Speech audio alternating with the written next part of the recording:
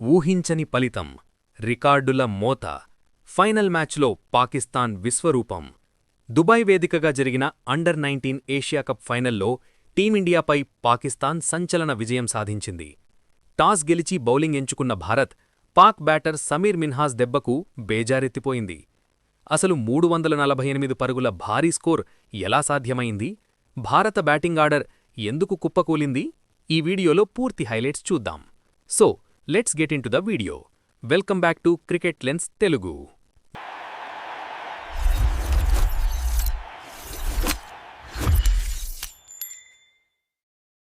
ముందుగా మ్యాచ్ వివరాల్లోకి వెళ్తే, ఫైనల్ సమరంలో భారత కెప్టెన్ ఆయుష్ మాత్రే టాస్ గెలిచి బౌలింగ్ ఎంచుకున్నాడు. సెమీస్ ఆడిన సేమ్ టీంతోనే భారత్ బరిలోకి దిగింది. కానీ పాకిస్తాన్ మాత్రం ఒక మార్పుతో నికాబ్ షఫీక్ను టీంలోకి తీసుకుంది. ఇక్కడి నుంచే అసలు కథ మొదలైంది.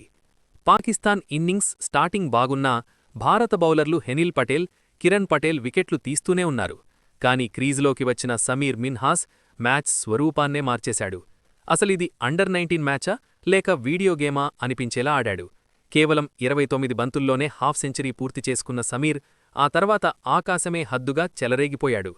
స్వీప్ షాట్తో 150 రన్స్ మార్క్ దాటాడు. మొత్తం 172 పరుగులు చేసి పాక్ భారీ స్కోరుకు పునాది వేశాడు. మరోపక్క అహ్మద్ హుసేన్ 56 పరుగులతో సపోర్టివ్వగా, చివలి బంతికి 6తో పాకిస్తాన్ స్కోరు 347/8కి చేరింది. అండర్-19 ఫైనల్స్లో ఇదే అత్యధిక స్కోరు. ఇక్కడ మనం చెప్పుకోవాల్సింది భారత ఫీల్డింగ్ వైఫల్యం గురించి. ఎరిన్ జార్జ్, దీపేష్ వదిలేసిన క్యాచ్లే పాకిస్తాన్కు వరంగా మారాయి. 348 పరుగుల కొండంత లక్ష్యం, చరిత్ర సృష్టించాల్సిన తరుణం. ఓపెనర్ వైభవ్ సూర్యవంశీ 6-4తో ఆశలు రేపినా 26 పరుగులకే స్లిప్లో క్యాచిచ్చి అవుటయ్యాడు.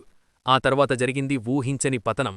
కెప్టెన్ ఆయుష్ మాత్రే 2 పూర్తిగా నిరాశపరిచాడు. పాక్ పేసర్ అలీ రజా ధాటికి భారత టాప్ ఆర్డర్ పేకమేడలా కూలిపోయింది.